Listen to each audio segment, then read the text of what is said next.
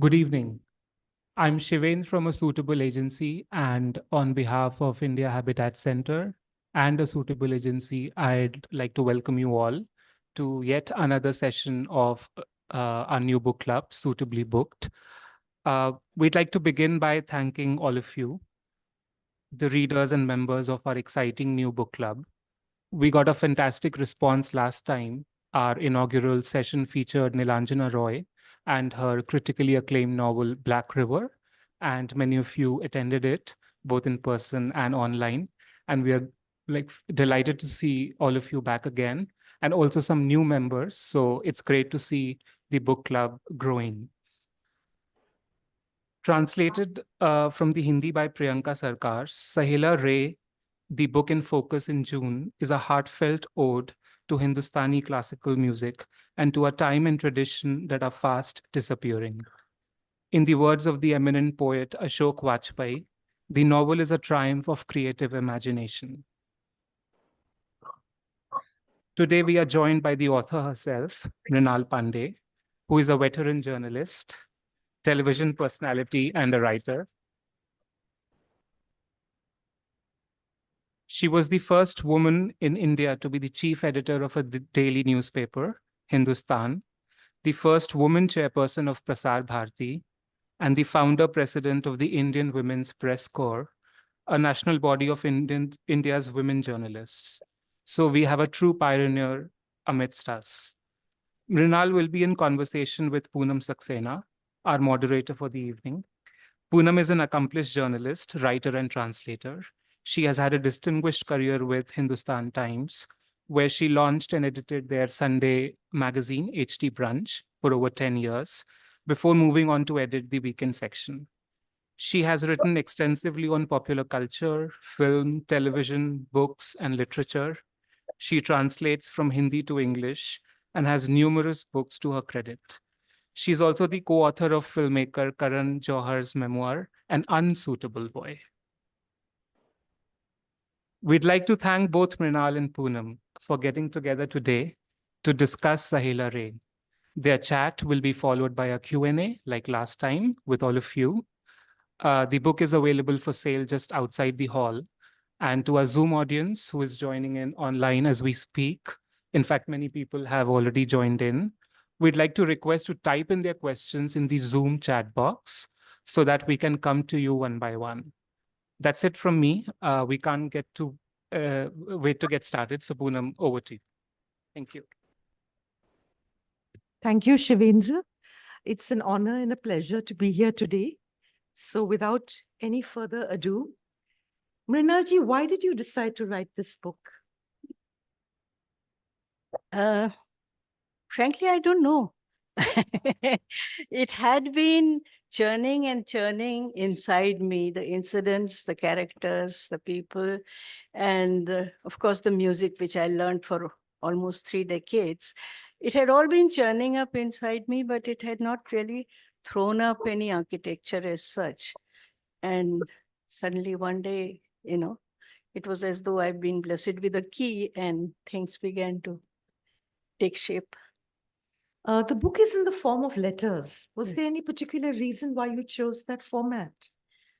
I would say subconsciously it has something to do with the various registers of voices of various characters in the book.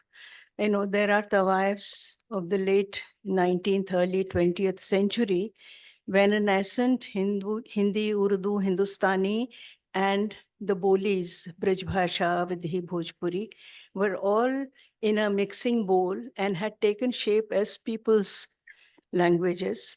Then, of course, there were the more refined voices of people from the academe, from the Boxwala culture of those days, the lawyers and various other people, and researchers. And they spoke a different kind of Hindi. And then there was, towards the end, of course, the last blossoms of the Tawayef tradition, which had migrated to the US and now working with fusion music bands. So to put them all together, maybe that is why it took so long to take shape. Uh, and I was going through some remaining correspondence between my mother and her mother. My mother was, of course, a prolific writer, but my Nani, who was not formally educated much, also had a way with words. And the difference in their language and the intimacy that the letters brought out, since I knew both the dramatis personae, I could just imagine their minds working on those themes. And my Nani wrote to my mother not only about various things, domestic things, but discussed her literature, the writings of her Guru Hazari Prasad Dwivedi and Amrit Lal Nagar. So it was a very interesting thing. And then I said, why can't one weave music with letters from people who have experienced the inexpressible joy of communicating through music and listening to music and having that absorbed in you. Um, the Indian concept of rasa is of a liquid. Unlike a solid, a liquid levels things. It finds its own level, and it also soaks up uh, various objects that come in its way. And that is what rasa has, to me at least, meant. So once came to this, then I started imagining the styles of letters, the kind of Hindi spoken, for example, in the plains, and the Hindi spoken in Uttarakhand, which is somewhat different because it is mixed and synchronized with the local dialect. So then for each character, I had to imagine, enter and re-enter the space that he or she may have occupied. So it meant going back and forth. And what also helped me was this marvelous book, which many of you may have read, called The Songlines by Bruce Chatwin. It's about the Australian Aborigine music. They have created song lines all through the invisible pathways and through music all across the land. And their tribal songs in them have knitted information about the whole land that their tribe has occupied, also pointing out where the watering holes are, where the cremation, where the dying spaces for the elderly are, where particular animals are, where edible food is available, and so on. So songlines have been invisible pathways for illiterate people who have extremely organized minds where their space and their geography is concerned. And then, the musicians that I talk of, but also most of them semi-literate or even illiterate, but they did through music, had created song lines which really undulated from Patiala to Bhagalpur, and from Uttarakhand to the Vindhyas, and only the language intervened. But when the Bhakti music came to the north, even those walls were demolished because the Bhakt poets developed a language called Sadhukkadi, which was the language of the wandering saints. And so when all these things came together, somehow the other, a churning began and resulted in this. Mrinalji, the book is actually written in a way by Vidya, who sets out to find the history of the Tawaifs, of two Right, Tawaifs in right. particular, actually, Husna and Hira. Husnabai and her friendship with Hirabai and their daughters, of course. And through that, we get a history of Indian Hindustani classical music. Right. I mean, you have mentioned a little bit, but did you have to also research a lot? In one of your interviews, you said researching was like entering a bombed out laboratory where you Yes. found one Petri dish and Yes. one beaker. And Yes, it was somewhat like that. And that is what made it very interesting, because it was almost like became like a detective search for me. And the words were lacking, but the ragas were alive, the bandishes were alive. And then the gurus and the ustads that I had learned from various people along these 30 years had also been great talkers. Musicians love to gossip about music, like writers love to gossip about royalties and their patrons. Musicians also, I mean, most people used to ask me, what did your mother talk about when all these great writers gathered in your house? And I said they talked partly about literature, mostly about royalties payable, not received, and the kind of, politics that went in giving awards or getting awards and things like that. So it was true of the musicians also, and that made them more human. You know, one part, of course, is pure genius of their lives, which we have heard and now can, thanks to the new technology, access. But one part of them was pulsating human lives. And my curiosity was to touch that human part of them somehow and see. And then when I started reading the biographies of various musicians, I came across some really startling facts. One was the fact of death, how closely music moves with death. Most musicians had grown up either after losing both parents or at least one earning parent. When they got married, they had numerous children who died in their infancy. Some of them were singing in a mehfil when word came that their son had died. And he said, "Acha raag khatam kar lun, phir chalunga." So, so their lives were in a way compartmentalized in that genius performance oriented being. But then there was this personal life, which was full of tragedies and also full of joy. And then underlying that was the constant worry about finding a good patron. You will seldom come across artists, I mean, outside, I'm not talking of outside India, but in India, performing artists in particular, who do not live in day-to-day worry about penury, about not having patrons, not being able to feed their families, and not being able to give shape to that which really moves them. So the best music got written when they had good patrons. So I also discovered that what we call classical music did not grow in the times of great political peace. It grew in times when great empires were falling.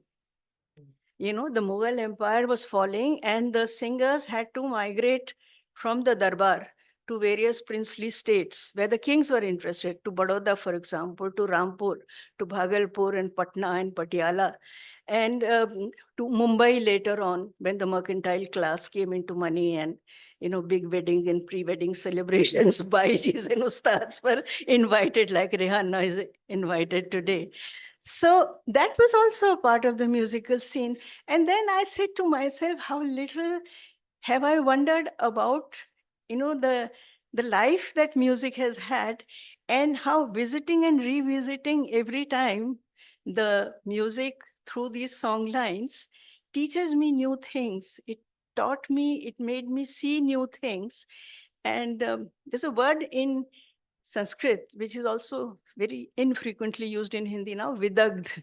Vidagdh literally means burnt, and it means somebody burnt by life. And vidagdha now means somebody who's very learned. You cannot be learned. As the Bible says, to gather stories is to gather sorrows. So I became vidagdh, but I also understood a lot more about people whom I had honored, worshipped, and, treated as distant from me. I saw that they have the same human, reactions and the same kind of capacities or incapacities for putting up with pain and sorrow and deaths and life. And in spite of that, the music kept flowing. I mean, the top layer keeps flowing no matter what happens. But the bottom layer, रजब अली खान के लिए कहा जाता है कि वो रामपुर नवाब के दरबार में पहुंचे, बेचारे इंदौर में थे पहले, फिर वो पता चला रामपुर नवाब is a great patron. So when he was going, his great friend Fayaz Ali Khan Sahab, who was already at the Rampur Darbar, told him that the Nawab is very whimsical. वो अफीम में सोते रहते हैं और अचानक जाग के तुमसे किसी रेयर राग की फरमाइश करेंगे, and if you cannot deliver then you are out on your ear. He said, oh, I can sing anything. So in his case he was asked to sing a particular raga without using nishad. And he said, पर हमारे घराने में तो इसमें निषाद के बिना गा नहीं सकते हैं, बिना नी के नहीं गा सकते हैं. So the Nawab said, पर हमारे घराने में गाते हैं. So he sang the raga without using nishad, and the next day उन्होंने अपना बिस्तर बंद बांधा और वापस चले गए. So these were also happening. We talk of great patrons, we talk of great affluence of the Baijis, which comes out in the book also. But there is this niggling, constantly worrisome part of their lives about finding their, and then compromising. You have to sing, like a bird has to sing, you have to sing. So then there are compromises. So music really mutates over the years. And this is what this history brought out for me, how it mutated from influenced by, of course, Paramount was the genius of the singers, then the Guru Shishya traditions in which music was taught, and then last but not least, the kind of patrons that they found. If they found a good guru and a good patron, then like Yes, Bhaskar it's, Babakhli, it's about music, Indian music, and Um, musician. Yeah, I want to ask you about patrons a little later, but आपने जो अभी कहा, that reminds me of something in your book, कि how difficult their lives were.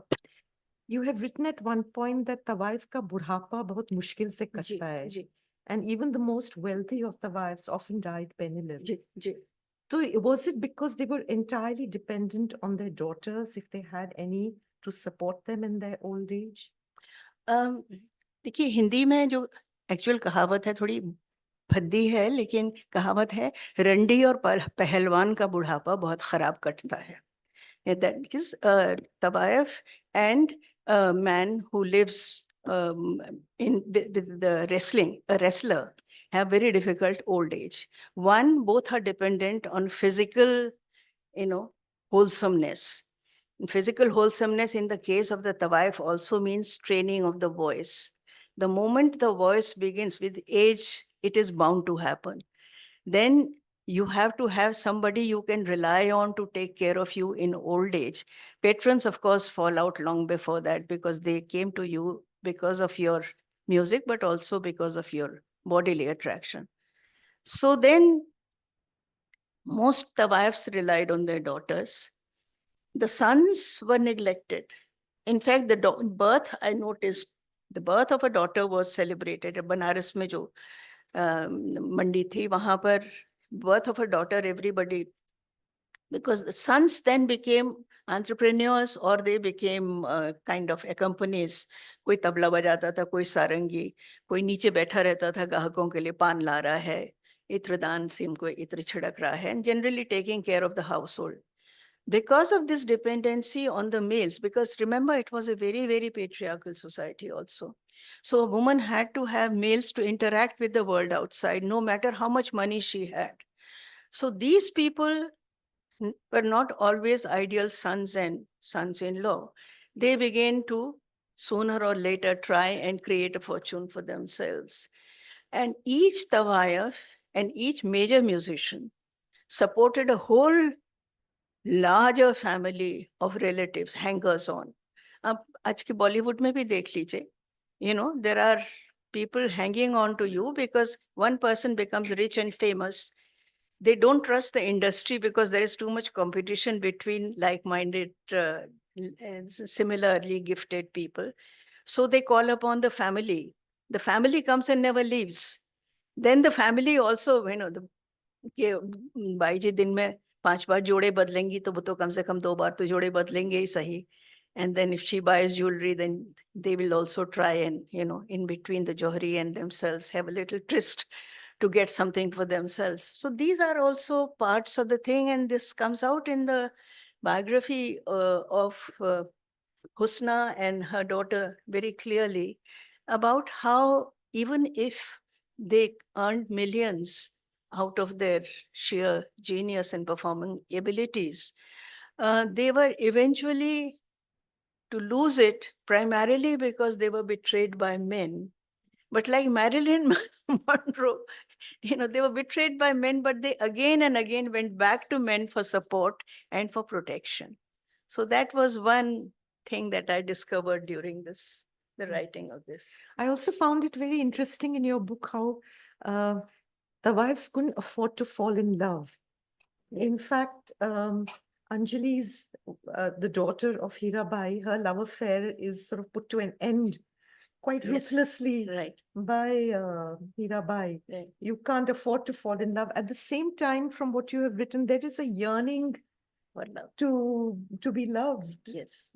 That's another kind of fact of the wife's life. There is a very old 15th century, I think, book called Kuttani Matam Kavyam. This is the teachings of a Kuttani, which means the madam, to younger girls entering the profession. First thing she tells them is, your biggest enemy is love, and your biggest friend is money. So do not make the mistake of falling in love with those who come to listen to you and to talk to you and sleep with you. Make sure that you have enough money of your own. And do not ever, because those men come from families and they go back to their families. They will never stay with you, especially when your beauty goes. So that thought I found persisting in all the biographies and interviews and autobiographies of various women in performing arts, that the moment they fell in love, they became vulnerable. And in fact, there is a story, old, I think 16th century story about two sisters, Kam Sundari and Prem Sundari. Kam Sundari is the one who, like the Kuttani, believes ki I'm here for sex, I'll be a sex object, but at the end of the day, I will be my own person, I'll have my own fortune. Prem Sundari unfortunately falls in love with the son of a very big trader. And she finally loses it all because the trader sends for his son, and the son leaves or he's kidnapped by the father's gundas. And this girl goes, sees him going, runs up to the tree, but once he's astride his kidnapper's horse, she falls down and just dies. So that is kind of required reading for all aspiring tawayafs. This is what happens if you fall in love, which is the other extreme, because to be loved and to love is such a human thing, is such a human desire. I remember my mother had a lot of very good friendships with women in the singing profession. By then, tawayafs were no longer tawayafs, they were either Bai or Deviji. So they were not even Bai, Begum or Deviji. And all of them, when they visited our house, told her how lucky she was to have a family and to have a husband who loved her, such a handsome husband. And my mother said, "Come here." It was true. And children who bring you so much joy. And one of them told my mother that she wanted to give it all up and get married. So she got married to a lawyer. And first thing he said was that she should not sing because he wanted her to be a housewife in Parda. And she agreed. But she found that she was suffocated. So she told my mother कि मैं नल चला के गाती थी कि नल की जो शिवानी जी धार होती है उसमें perfect G sharp होता है. And my mother said, अरे तुमने सिन्नी फैन नहीं खरीदा? एक टेबल फैन उन दिनों आता था called सिन्नी, जो हॉस्टल जाने वाले बच्चों के साथ भेजा जाता था. She said, सिन्नी खरीद लो, मैं बता रही हूँ तुमको, उससे भी पानी से बढ़िया जी शाप, पानी तो आता जाता रहता है लखनऊ की टोटियों में, पर सिन्नी का जी शाप तुमको बहुत बढ़िया लगेगा. So these were women who were, in a way muffled. But then, of course, this woman finally rebelled and went out and became another major singer. So the desire to love is there, but the fear of love also persists. And in the lives of all these women, most of them are based on actual biographies and autobiographies of courtesans, various very well-known singers and courtesans. This thread runs through. Mrinalji, I want to just come back to what you had mentioned a little earlier about patronage. So you have written in the book how patronage began, say, the Delhi court was a big source of patronage. right. And then with the decline of the empire, it moved to Rajas and other Mhm. principalities. And then slowly we come down to recording companies, to private mehfils Mhm. and baithaks. Where are we today? And also this patronage as it moved, is that how musical gharanas also came into being? Is that right? I think, yes, gharanas had something to do with patronage because there was one, geniuses are not born too often. So, like, for example, Aladia Khan Sahab was born in Kerana, but he migrated in search of livelihood and patronage. And he became very famous he found no, he was from Atroli, and he went to Jaipur and became famous. So Jaipur Atroli Gharana was built by him, and Jaipur Atroli singing became a certain genre. Similarly, Rampur Gharana came into existence, and Patiala Gharana, of course, with Bade Ghulam Ali Khan Sahab. So each Gharana had one centrifugal force, which around which all these people rotated and trained. So that is how Gharanas came. But I'll tell you, the patronage also had many effects. Like the first princely state to start um, giving regular stipends and salaries on signed paper to musicians was Baroda. Sayaji Rao was, the man who started the first bank, the first railway. He was a man to start many new things. So he also started musicians ka karkhana. It was called karkhana. It was a ministry of performing arts. And the head of that ministry was one wrestler, Pehelwan, Ghisse Khan. And Ghisse Khan was very, very coveted personage. And he had probably slept with all the well-known tawaifs of that age and exacted money and transactions from various ustads, because he was the one who decided what grade this particular artist will get. So the whole patronage cycle changed. महाराज के यहाँ तो ये होता था कि भाई पढ़े हुए हैं, महल से खाना आ जा रहा है, महल से आज अच्छा गाया, महाराजा गिवन यू मोती का हार और अशरफी की थैली, तो चल जाता था किसी तक. But once Ghisse Khan types came on the scene, a neo-bureaucrat came into being. And then, of course, bureaucrats came into being in 1947 when Keskar started All India Radio and opened up the path. उनसे पहले home minister थे, I'm ashamed to say, Pahadi Govind Ballabh Pant, who was very conservative, and he had said no boys will ever sing on All India Radio. No women associated with the vocation of singing for general public shall be allowed in All India Radio. There is a old circular. But Dr. Keskar, bless his soul, demolished that. And then overnight, a new path opened. But then new patronage was the All India Radio. What grade do you get? A, B plus, B high, B minus, C. And then there was this whole thing. So this goes simultaneously along with the development of music, and it affects music because पहले महाराजाओं के यहाँ महफिल चलती थी, रात रात चलती थी, तो फलान नसीर हुसैन खान साहब ने 4.5 घंटे की तोड़ी गाई, तो फलाना साहब जब नेक्स्ट उस्ताद बिल से 4.5 घंटे गाया, मैं 5.5 घंटे आज अभोगी कानड़ा गाऊंगा, तो कर लीजिए आपको जो करना है.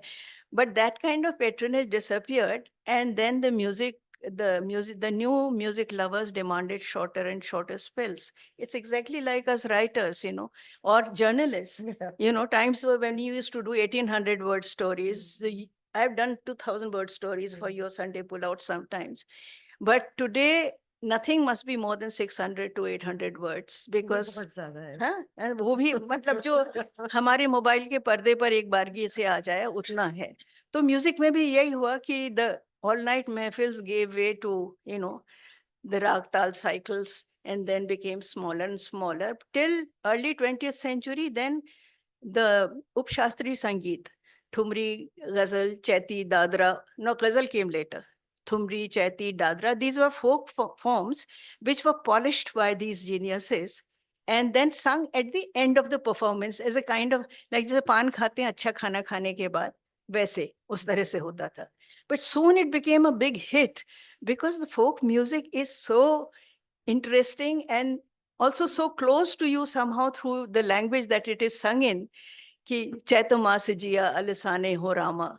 So Bhartindu Harishchandra writes in one of his poems कि नृपगण लोक लाज छोड़ी मुंह लगाई लई ठुमरी. कि राजाओं ने जो पहले से ध्रुपद को पेट्रोनाइज करते थे सारी लोक लाज छोड़ी और आखिर मुंह में ठुमरी लेके सब गुनगुनाते हुए निकलते थे. ठुमरी या जो भी दादरा जो भी गाया हो. तो the music kept mutating and today there are no dividing lines between Shastri Sangeet, Upshastri. अब ऐसा भी नहीं है कि बड़ा ख्याल and छोटा ख्याल and then at the end you sing a thumri or a chaiti or kajri on फरमाइश. Today I have frequently been to mehfils where people just sing bandishes from Chota Khayal and then go on to sing. कि लोग कह रहे हैं कि भाई वो आज चैत का मौसम है चैती गा दीजिए, बरसात का मौसम है सावन सावन का झूला गा दीजिए. And that has become identified with classical music. आज बड़ी बढ़िया गैदरिंग है क्लासिकल म्यूजिक की, उसमें चैती और ठुमरी गाई जाएगी. अरे भैया हमारे समय में कुछ और ही था. आई रिमेम्बर माय नानी यूज्ड टू से अरे गाना तो होता था ध्रुपद और धमार का, ये क्या टूटा करते हैं, उस्ताद लोग आके ख्याल गा देते हैं. तो बट देन माय मदर से ख्याल गायकी तो बहुत बढ़िया है. शी सेड तूने सुनी कहाँ है, हमने तो कालका बिंदा को नाचते देखा है, तो तूने कहाँ सुनी है. So then I used to tell my mother कि मैं नैना जी से सीख रही हूँ और ये ठुमरी है. शी सेड हाँ बेटा ठीक तो है लेकिन ख्याल का ख्याल रखना, उससे अलग मत होना. So then my children listen to nothing like that. I mean for them any. And 2 days ago we were at a gathering जहाँ पर कि खाना भी हो रहा था पीना भी हो रहा था और एक बेचारे कर्ली बाल वाले चाइना सिल्क का कुर्ता पहने हुए कुछ गजल शजल गा रहे थे. खराब उच्चारण था, गलत सलत whatever. But by then everybody was high and wah wah wah wah. That's what patronage is all about. And it's a hard fact of music. Not just music, any performing art. I think we can have many more questions, but let me not monopolize you. Let's open the Alka. Can somebody pass her the mic, please? Yeah, I think it's a Okay. small room.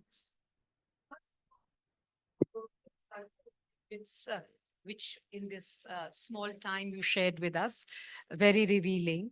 But I particularly enjoyed the the parallels that you took with song lines and your own narrative.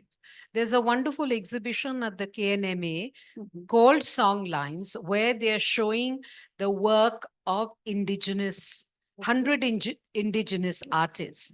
So from that, what I thought, the song lines actually connect places, events, and also the ceremonies associated with those places. It's more like an oral history. So what you have also done is that you have probably, I mean, that's what my reading is, compile the oral history, your memories, your own experiences into a kind of a ragamalika of these song lines. Thank you. So, does your findings also reveal a lot more of the landscape and also provides for you important knowledge systems and cultural values and wisdom, which was part of the dissemination or the migration of these people, as you said, from Punjab to Bhagalpur, from Right. Bhawanipur to. One thing I'm glad you brought this point up is the question of language. As you know, most of the bandishes that were handed down to us in Khayal and also in Upshastri Sangeet are in a mixed language. And they were all first noted down in Persian, in Farsi, because the ustads themselves were semi-literate or illiterate. So they would get one of their shagids who was literate to say, Likhbe. So and the shagid would note it down in Persian.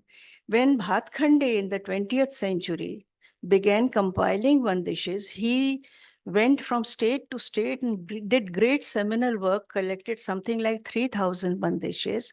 They came to him in Farsi, and he himself was a Marathi speaking man. He didn't know much Hindi, but he got it transcribed in Hindi.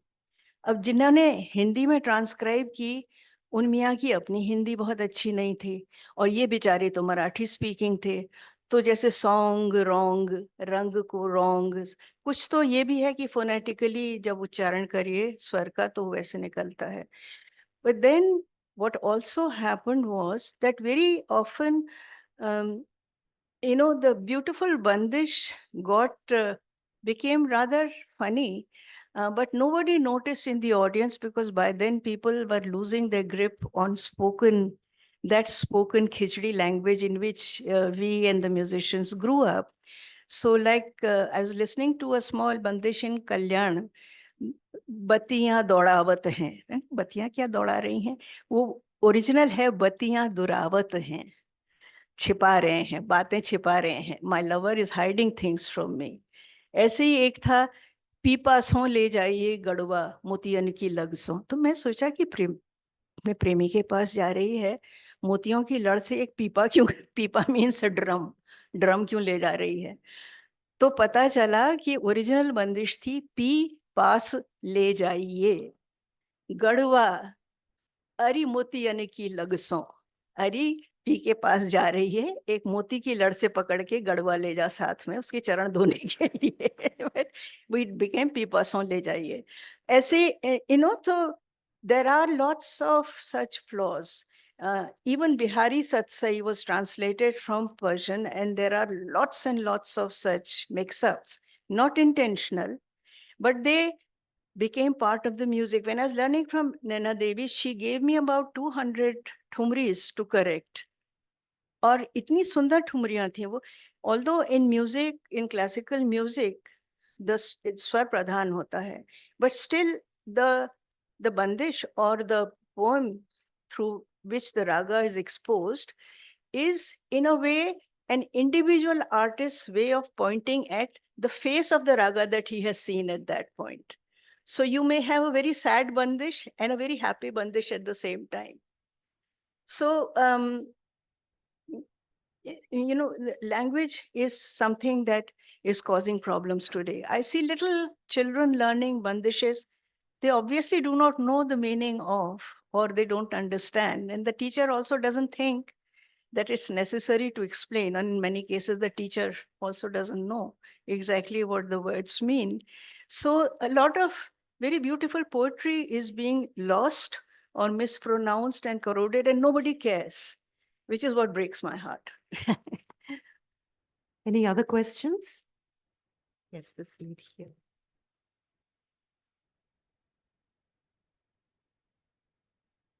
Y- you're not talking or speaking. I think you're singing. I mean, I just got I can hear you talking all day. I mean, melodious, absolutely melodious. I have two questions. One question is for the both of you. Could you share any one instance where you were really able to make a difference on the in the very situation, or you were really able to influence the person while you were pursuing your profession? And second question is for Mrinal ma'am. What were the different kinds of love that the wives wanted? They desired love, like love for security, love for their country, um, the mushy, kuchiku kind of love. Well, I don't think that's there. Um, love to make other person's life beautiful with their presence. What different kinds of love languages and the desires of love did you find during your research? We'll go You straight go to your first. question first. No, no. Well, actually, love is, has been said, is a many splendid thing. And the love that the wives have felt, they're very sensitive beings. I mean, musicians and artists are very sensitive. I cannot imagine them not feeling the basic love, between the man-woman attraction or the woman-woman attraction even. A lot of the wives were very, were gay in their personal lives because they had had such horrible, horrific treatment from males in their life. So the love that they felt in the purest sense, they brought out in their music. But at the same time, like Kam Sundari, they had to remember that at the end of the day, they have to have enough. Ki handiya khadbat karti rahe. So then they would also pretend, there was also pretend love. There are actually, Kutani Matam also says something about how to fake orgasm, how to fake interest in a man, आँखों की चितवन कैसे चलाएं, आँखों से भरे हुए भवन में कैसे बात करें. I mean, all these things were taught to them, which in so-called good families were never talked about to young girls. हम लोग तो हुश देहातियों की तरह भी wandered into or were propelled into marriage. But these women were actually trained, and that is why men found them very, very attractive, because they were crafted in the image of a kind of woman that men wanted by the Kutanis.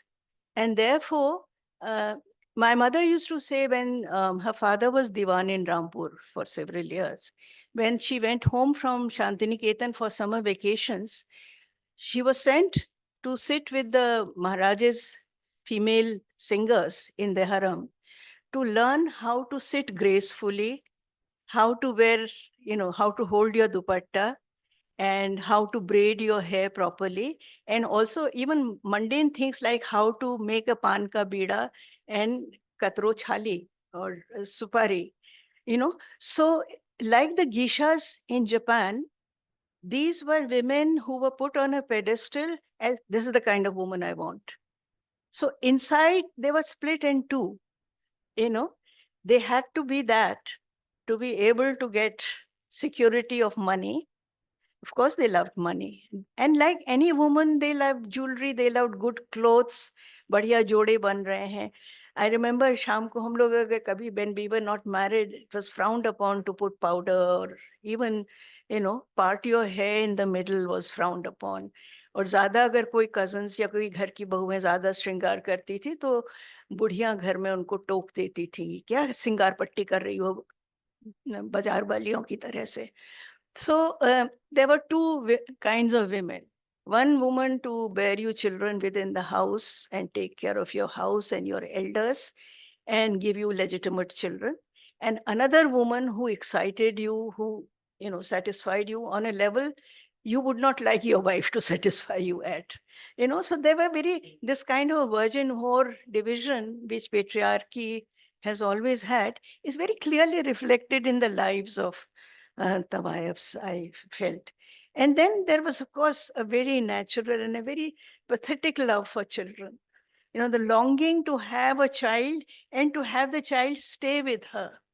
अगर आपको फिर आ गया मुजरे का न्योता, then no matter how sick your child is, you have to leave him or her behind and go and do the mujra with a straight face, keep smiling, reply to passes made at you. So the whole pathos of that particular situation, and then come back, and then you also find plenty of references that the children were very alienated from the mothers, particularly the daughters. They somehow resented the fact that their mothers were not looked upon as respectable women outside their lane, or their school children used to, if they went to school at all, that is. The sons became wayward because they have plenty of money and indulgence, and of course, bevadas and other kinds of company around. So, child care wise, there was not much provision for these women, except leaving them with trusted family members. And there was no way of knowing how they were being treated. So, children would often grow alienated from the mother. And male children in particular, not seeing too many males within their deemed family, would easily turn wayward. In fact, there are some tribes who live by the wayside in Madhya Pradesh and some other places. There are villages where women practice prostitution and the men sort of generally take care of things. There's a village called Naikyan in Uttarakhand, for example, where this used to happen. And the men are not respected by the children because, the bigger society around them looks down upon these women. So the fathers are not looked up to, and the mothers are also derided because they are forever pleasing others and not paying enough attention, like other villages where mothers bring up children and so on. So it's a very mixed scene. People want you to be an artist, but at the same time, being an artist is also like being possessed. In part, all of us who have practiced any form of art or creativity, we find that when you do your work, you are like somebody possessed and you have your space. My mother used to write on the dining table and then she said, मेरे कान में नगाड़े भी बज जाए, मुझे कोई फर्क नहीं पड़ता है. And the family women used to smirk about that, कि देखो ये अपने बच्चों को neglect करती. Fortunately for her, we all turned out to be quite bright at our studies and carved out our own paths. But everybody used to tell her कि तुम्हारे बच्चे बिगड़ जाएंगे, हर वक्त नाक दिए रहती हो किताबों में.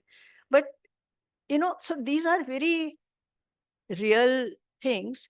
And then, there are the usual tensions. So these women were protected from the usual middle class family tensions by their vocation, by the fact that they were the main earning member of the family. But then there were other tensions in their lives, which these biographies draw out. Mrinalji, I think we'll just take one question from Yeah, sure. some of the online book club members who joined in. Anjuman Saxena wants to know, do you think being in love is important for a person to be able to emote the emotion of a love song? I think so. I think one of the reasons why the Thumris or even the khayal renderings by old women from Gharanas still touch us, because they had been through that extremely personal experience. And there are stories about that, कि वो फलानी जब गाती थी तो टूटा हुआ दिल लेके गाती थी, वो नवाब साहब उनको छोड़ करके चले गए थे, या उन्होंने जो फलानी जो बंदिश है ये इसलिए बनाई थी. रजब अली खान साहब के लिए कहा जाता है कि उनकी जब बीबी मर गई तो अपनी बीबी से इतना प्यार करते थे. He had a Hindu wife because of which he was thrown out of Indore. So when his wife died, he broke up his veena and he said, I'll turn a singer, but I will never play the veena because I played it for her. Whatever I played was for her. So there are spots available and visible in which you find that they were genuinely in love. There are genuine areas of love, and you cannot sing unless you are a vidagt. You have to have had the experience. You have to have been there and back. Kishori Amonkar once told me in an interview, I said कि क्या तपस्वी जैसी साधना होती है art create करना. So she said तपस्वियों में और हम में ये फर्क होता है कि तपस्वी साधना करते हैं फिर ऊपर लीन हो जाते हैं ब्रह्म में. हमको लौटना पड़ता है क्योंकि हमारी ऑडियंस तो सामने बैठी है. तो हम जाते हैं और वापस आते हैं, जाते हैं और वापस आते हैं. इसीलिए कभी हम अच्छा गाते हैं, कभी हम नहीं गाते, हम नहीं लौटना चाहते हैं पर हमको आना है. I thought it was very beautifully expressed. She was an extremely intelligent woman, and I wish I had had more chance to talk to her. Any more questions from the audience? Yes, I think we can give this gentleman the mic.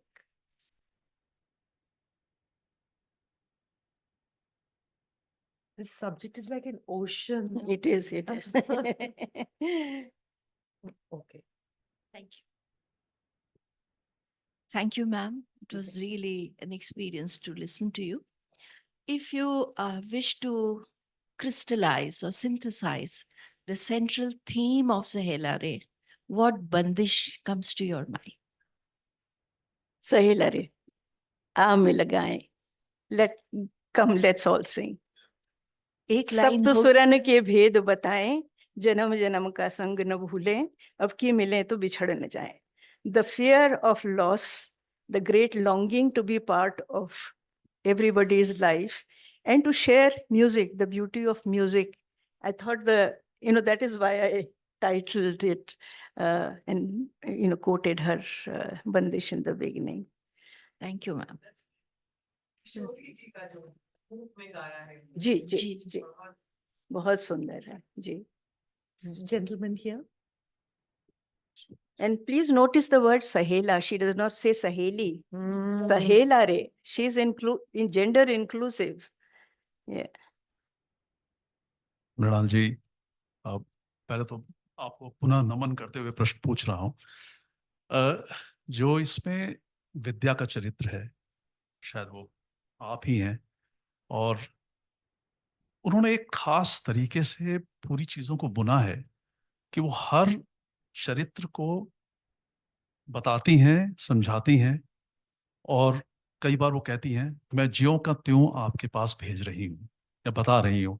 यानी एक बहुत consciously या subconsciously, मुझे पता नहीं है, लेकिन एक बड़ी खूबसूरत बात इस पूरे सहेला रे में ये है कि कहीं पर भी विद्या उपदेशात्मक नहीं है, या कहीं पर भी वो अपने स्वयं के जजमेंट्स को नहीं दे रही है, लेकिन वो ज्यों का त्यों, जो आपने कई बार इस्तेमाल किया है, वो प्रस्तुत कर रही है. तो प्रश्न आपसे यही है कि एक तो बहुत खूबसूरत है, प्रश्न आपसे यही है, सयास है या ये शायद विद्या का अपनी मानसिकता है कि वो चीजों को वैसे ही प्रस्तुत करे और बगैर खुद कुछ कहे हुए या खुद कोई जजमेंट देते हुए? देखिए, एक तो मेरा ये तरीका है उपन्यास लिखने का कि मैं माइक्रो मैनेज नहीं करती, मैं मैक्रो मैनेज करती हूँ. I create structures, then I fill them with colors and characters, and then I leave the house and let the reader enter the house and treat it as his or her own and keep coming back to it. So I think somebody has said, I can't remember the name just now, that the best reader is a rereader. All of us have favorite novels and favorite chapters in novels that we keep going back to. So the macro managed novel is a house with many windows. हमरे ससुर के 3 बंगले, एक एक एक ऐसा एक वैसा एक हवादार है. So ये जो खुली हुई खिड़कियां हैं, 4 औरतों को उनके महल जंजाल के से 10 भी निकाल के दरवाजे आज न खड़े जाने हैं, कौन उनको खड़ा खिड़की कर दिया खुली थी. प्रोग्रेसिव खिड़की बनाया है again सारे को comes as इस बात पे an image in musical bandishes. You will notice कि पिंजड़ा and खिड़की, पिंजड़ा तोड़ के जाना और खिड़की से बाहर देखना. So I think in the act of looking outside of yourself or your creation, you are really allowing the fact that you are not a Sarvagya, you don't know everything, but you are a faithful, fair reporter who's rearranging the facts, which were, as you said, the broken lab से आपको जितने टुकड़े मुकड़े मिले हैं, उनको आपने जितना जहाँ तक संभव था एक order दे दिया है. And then you leave the house and tell them it's all yours, sir. The gentleman here. Ji. I think वो mic दे रहे हैं आपको. जी. It's such a pleasure to listen to you, madam. I just wanted to ask, how long did it take for you to complete the entire manuscript of it? It varies. This novel got written over a period of 2 years, I think. And जितना लिखा है उससे ज़्यादा छाटा है. I'm very ruthless when it comes to censoring out because the first draft, as I said, is like just outpouring of the story, and then after I let it lie for a while, don't go back to revisit it. In fact, we've had several quarrels, my husband and I. He said, तुम लिख रही थी, आज लिख नहीं रही हो? नहीं लिख रही हूँ मैं, अभी महीने भर तक नहीं छूंगी मैं. मुझसे मत कहो, मुझे याद मत दिलाओ. You know, it's that period of gestation. Then you go back to it as an editor. Then you give it the shape. तो जैसे आर्किटेक्ट भी मकान बनाता है, तो then you put उसमें साइड में आप you put various kinds of structures to uphold it. Then you remove it gradually, hoping that it will not collapse, like the airport. डर रहता है मन में भाई, डर रहता है मन में. हम लोग बहुत डर डर के लिखते हैं. तो करके, and then you give it one final tarash. So it comes in stages, but then again, it's a very individual thing. Everybody has a different, there are micromanagers who start, when they start, they have the whole thing in their mind and they know exactly where to put what. And they manage it very beautifully. But I would say that I like to share with an open heart and an open mind as honestly as I can. But then, you know, I don't know how honest I am.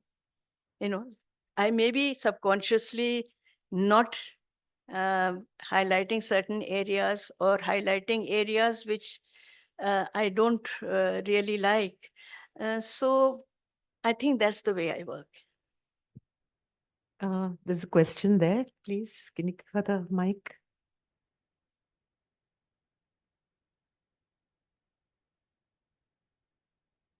Just a very quick question. Thank you very much for a beautiful evening. You're so lyrically bilingual. Why would you not translate yourself? I couldn't, you know that. मैं नहीं अपना एक ही चीज को दो भाषाओं में नहीं लिख सकती हूँ. What I have to say, I'll read a very small bit for you, for example, which I couldn't have translated. You know, for example,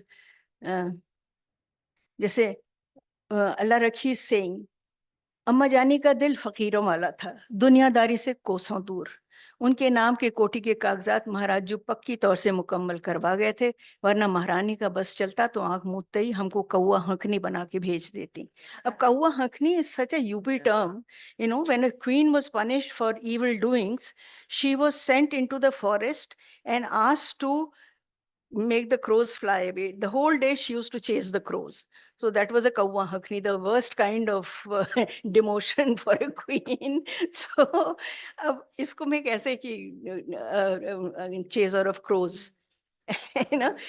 तो मुझे लगा कि ये काम कोई और करे तो अच्छा है. In fact, I wasn't even sure it was translatable, this novel. Frankly, when Priyanka asked me, I told her, बेटा ये नहीं होगा तुमसे. She said, no, I can do it. She sent me one half portion of her first chapter. I told her, कि नहीं, it's not working. She kept working on it, sent me 3 drafts. And finally I said, कि, okay, you go ahead.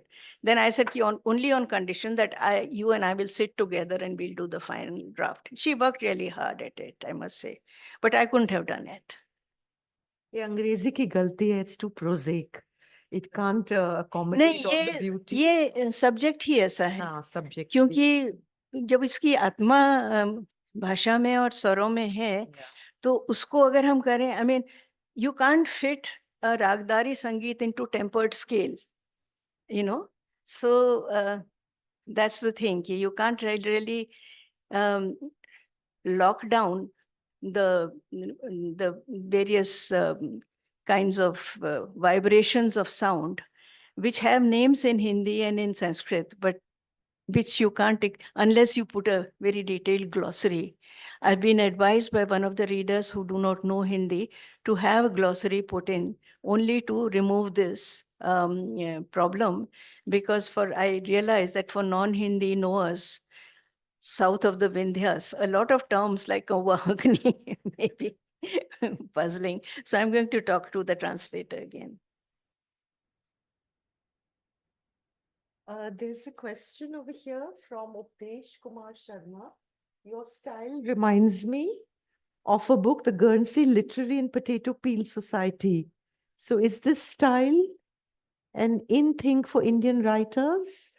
And do you not think don't you think it can be a style for a first-time writer if she has an old collection of letters?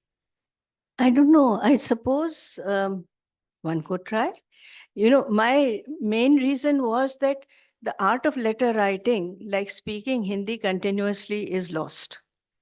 हम लोग जो दिन भर बैठ के सिर से सिर जोड़ करके हिंदी उर्दू मिली हुई हिंदी बोलते थे, I been told in Pakistan कि आप मुहाजिरों जैसी उर्दू बोलते हैं. So you know the language that I grew up speaking is fast getting lost in the mists of time. आपको ऐसे young लोग 18 से कम उम्र के millennials कोई नहीं मिलेंगे जो एक पूरा पैरा हिंदी में या एक पूरा पैरा सही अंग्रेजी में लिख सकें. ना उनको अंग्रेजी अच्छे से आती है, ना उनको हिंदी अच्छे से आती है. तो ऐसे में खतो किताबत बहुत मदद करती है पुराने लोगों की, क्योंकि उसमें वो सारे टर्म्स होते हैं. अच्छा, also you know, the period that I'm writing about is a period prior to my birth. So the material that I got about that period and about the biographies and so on was not in English. It was in various languages, books on Chaiti, books on Thumri, books about Banaras, books about various melas. ये हुस्नाबाई की आवाज बड़ी पाटदार थी. अब पाटदार को आप अंग्रेजी में कैसे कहेंगे? पाटदार इज कम स्ट्रेट फ्रॉम देखिए नदी का पाट बड़ा चौड़ा है, the rippling waters of a wide wide river. तो पाटदार आवाज थी. हुस्नाबाई इधर से बजड़े से टीप उठाती थी तो सीधे रामगढ़ में महाराज के किले तक आवाज जाती थी. अब इसको आप अंग्रेजी में कैसे कह दें? तो ये मेरे लिए बड़ा धर्म संकट था. स्ट्रेट अंग्रेजी में कहना हो तो कह सकते हैं. तो इसलिए भी चिट्ठियों का मुझे अच्छा लगा, क्योंकि सब अपनी अपनी तरह की भाषा में बोल रहे हैं चिट्ठियों में. And in Uttarakhand, of course, the three teachers who write back to her, providing valuable knowledge about the Raj period happenings, from which this woman, who later became Hirabai, emerges. So for me, it was a very normal, natural, I mean, for me, it was a very normal, natural thing. And I'm sure other writers also, if they feel inclined, would certainly try it out and see how it works. Maybe it could be a melange of English, as they call it, you know, because I find that पहले तो बच्चे भी email वगैरह भेजते थे कि अब तो व्हाट्सएप पर 2 लाइन आ जाती है, लेट्स डू फेस टाइम, खत्म, योर टाइम और माइन. सो भाषा बदल रही है, तो अब मेरे ख्याल में म्यूजिक भी बदलेगा. जब कानों में नहीं पड़ेगी आवाज, जब कानों में भाषा पड़ेगी नहीं, तो नकली भाषा से तो आप काम चला नहीं सकते हैं ना. तो इसलिए चिट्ठियों की शरण में जाना पड़ा. Any other questions from the audience?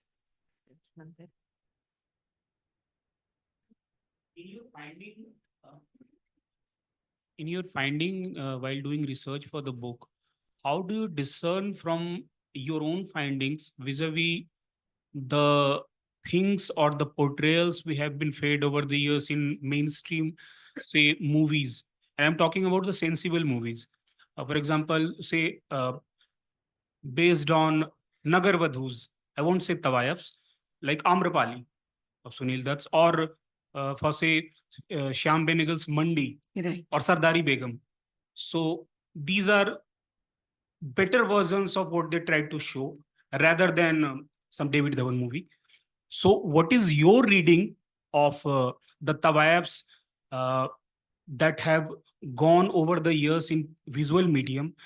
And another thing is, why do you think is the fact that Tawayafs or Nagarvadus, they had problems in their lives only when they did a sort of revolt against the presiding deities of that time? For example, Amrapali's had everything good going on in her life till the time she fell in love. Or in Mandi, Sabana Azmi's character, she had everything good in her life till she had a direct conflict with that social worker's character. I'm forgetting the actress's name. So your take. I think, as you said, that love causes problems in the lives of a singer Tawayaf. As for Amrapali, it is so far in the history that one can only hazard a guess. She was a very free woman, you know, उसके पाली में बहुत सारे वो हैं in references. In one, she's competing in a chariot race with the princes of the regime. And they are teasing her and they are saying, Dahanam, Lichavi naam. हम लिच्छवियों को तुम चुनौती दे रही हो. चक्के न चक्कम, हमारे चक्के से चक्का टकरा रही हो. So she was, you know, freely moving about with the Lichavi princess.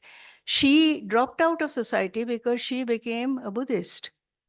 There's some very beautiful in Therigatha. There are some very beautiful poems written by her. I was tired of my life, and one day this fulsome hair goes, खरगोश के जैसी जटा बन जाती है, this beautiful body ढलक जाती है, सब कुछ हो जाता है, and so I'm going into the Sharan, Sangham Sharanam Gacchami. Every couplet ends with this line, Sangham Buddham Sharanam Gacchami, Sangham Sharanam Gacchami. So some of them have become sannyasins also. There was one Munnibai in Indore, for example, who was a great patron of late Amir Khan Sahab. She, in fact, helped him out in the toughest period of his life. Once he became famous and moved out of Indore, she just went off and people said कि वो कहीं सन्यासी होके हरिद्वार ऋषिकेश कहीं निकल गई. Nobody knows about them. So people are not interested in tawaifs apart from their really, you know, performing years. So you keep asking people about, you know, tawaifs. There are some photographs which bear out about their dresses and clothes. But then again, as I said, these were images crafted to suit male customers. And there was one Janki Bai Chappan Churi who had been stabbed 56 times. She loved jewelry and she was said to have kilos of gold on her. And I've seen photographs of her dressed from head to foot in gold. So part you know, part you fill by imagination, part is the gossip that has come down to you, part is lore, and part is people, part is, you know, the faint voice you hear in a 78 RPM record. Yeah. Any other questions from the audience? This gentleman.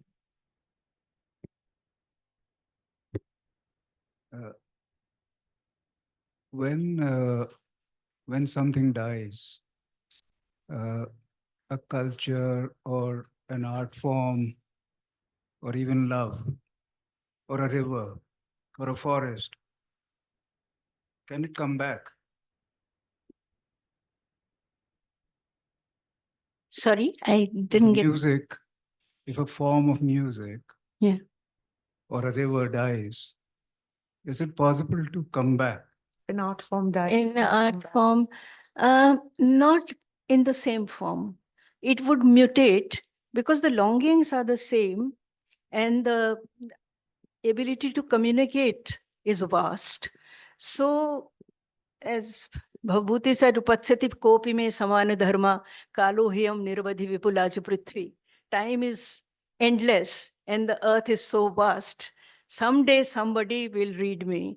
So like that, someday somebody will suddenly wake up to this. But to communicate it to the larger audiences, it will have to mutate to a form which is acceptable and understandable for the then audience. It will come back because it's such a strong propulsion. Music is, I mean, I sometimes listen to fusion music or some of the links that my granddaughter sends me. She loves music, but she knows Western music only. And I'm very moved by that. I don't know how and why, because I don't understand that music at all. But I think music has a way of just entering your soul. वो जो रस वाली चीज है ना कि वो भिगा देता है अंतर तक. Antarbhigi Atma Hari Bhai Banarai, as Kabir said. You know, the Atma was soaked to the core and suddenly everything turned green. So that is what. Just one last question, I think we have time for, and then I have a quick question of my own. Is there anybody else? Okay, this lady here.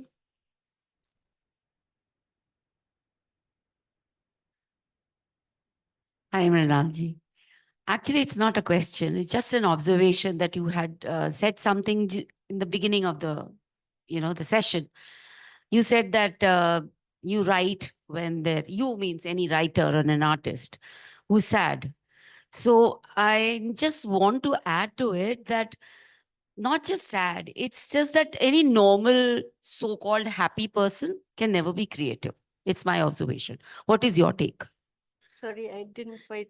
Can a happy person be creative? Can a happy person or a satisfied person in all respect be creative? Well, depends on what you call happy. I may be terribly unhappy, but I'm never happier than when I'm creating. You know, so happiness is, coexistent with unhappiness. You must accept. You cannot be suddenly happy forever, ever after. There's no ever, ever after. You have spells when you are happy, you have spells when you are unhappy, but they may coexist also.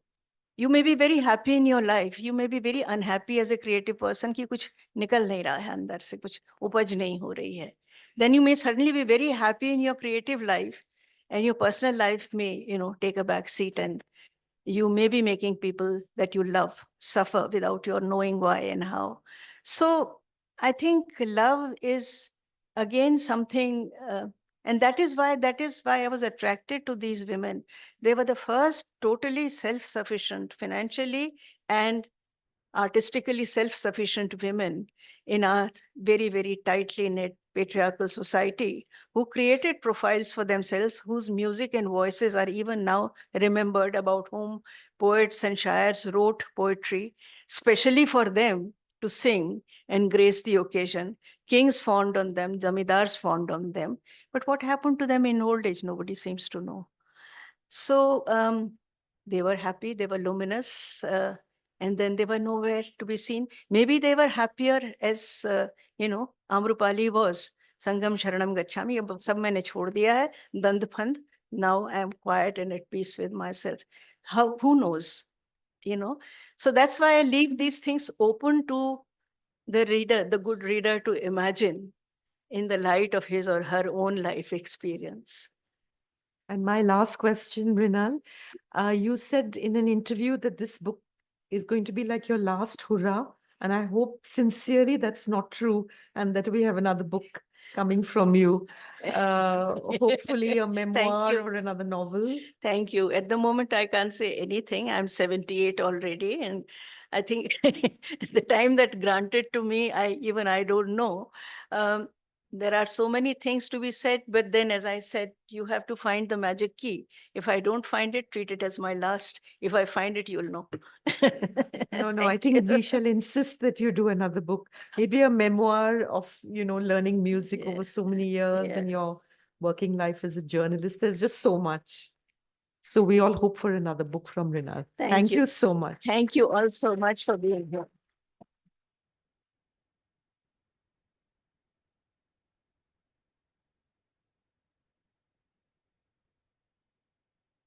Thanks, Mrinal and Poonam. That was a wonderful, beautiful conversation, and I'm sure the audience feels the same way. Thank you so much to all of you for coming tonight. And we have a nice announcement to make regarding our next session. Our next session in July will feature Arunava Sinha. He, as you would know, is a translator. He's a critic, a professor at Ashoka University, and books editor at Scroll. We'll be sending more details soon. Please follow our page, India Habitat Center and a Suitably agency. And if there are any queries, comments, suggestions, please write to us at suitablybooked@gmail.com. But the stars of the show, Poonam, Mrinal, thank you very much for coming. And thank you all for joining us tonight.